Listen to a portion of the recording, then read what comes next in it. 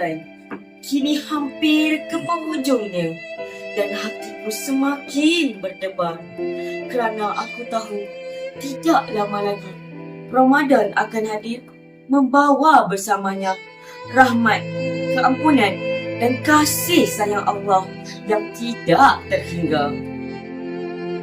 Ramadan hampir tiba. Aku berasa tidak sabar. Tidak sabar untuk kembali berpuasa. Tidak sabar untuk bangun awal pagi. Dan tidak sabar untuk merasai suasana Ramadan di sekolahku. SK bahagia. Ramadan yang silih berganti sepanjang aku bersekolah di sini telah mendidik diriku sedikit demi sedikit.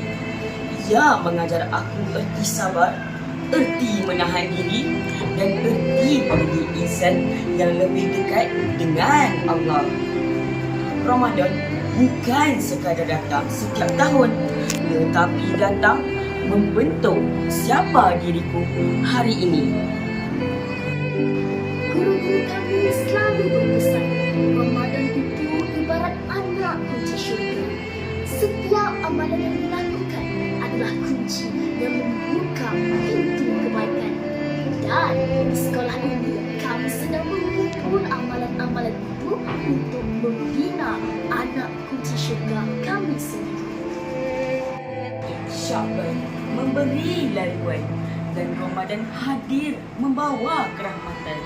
Semoga Ramadan kali ini menjadi anak kunci yang membuka pintu keampunan, pintu rahmat dan pintu syurga buat kami semua. Inilah penantian kami. Inilah kisah kami.